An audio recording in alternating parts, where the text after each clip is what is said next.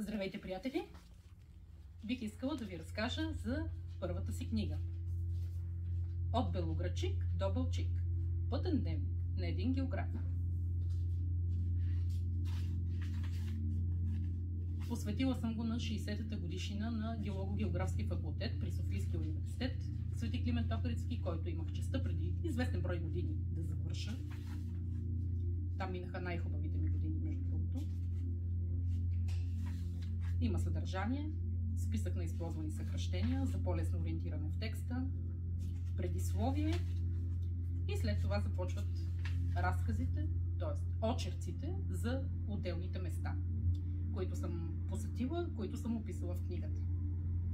Става въпрос за териториите на север от Стара планина, от Белоградчик на запад, съответно до морето Балчик на изток. В обем 400 страници текст, 20 страници използвана литература, която е посочена най-отзад, и още 20 страници цветно приложение, което включва авторски снимки и авторска карта, на която са означени всички посетени, описани в книгата места. Разказала съм за моя роден град Монтана,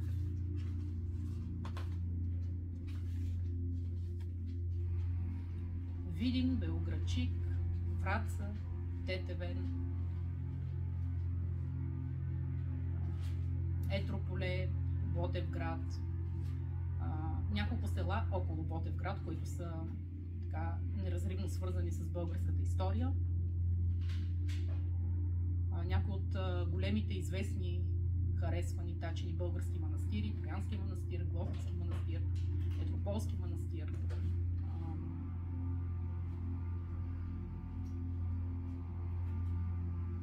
Клисурски, Лопушански,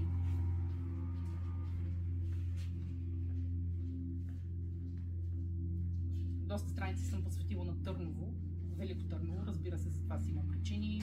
Историята на града е изключително богата на събития.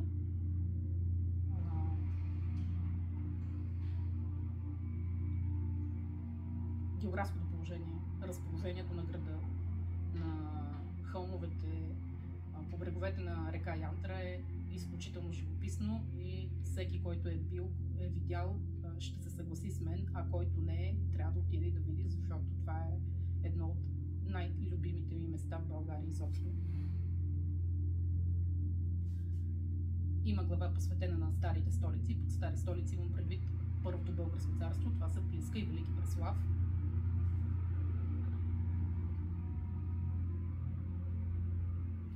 Завършва при Белоградчишките скали. Послеслов, благодарности за хората, които са помогнали това издание, ръкописа да се превърне в тази книга, и списъка с използвана литература. Всичко описано според изискванията на ЦИТ.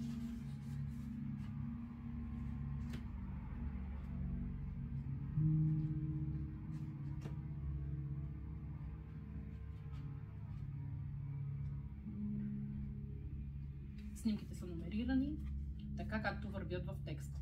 Тоест, когато в текста видите снимка 1, отваряте на цветното приложение, виждате снимка 1 и виждате за какво става въпрос.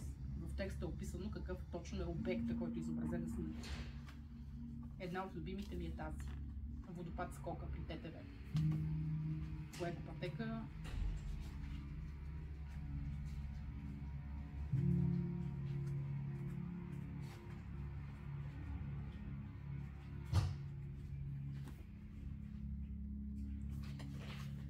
Ягуарът Алонсо.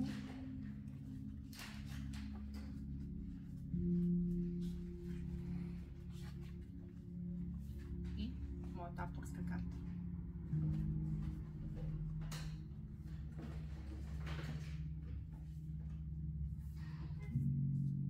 На задната корица аз, кратка биографична справка и анотацията с моята признателност на доцент Георги Бардалов. Анотацията е некратена.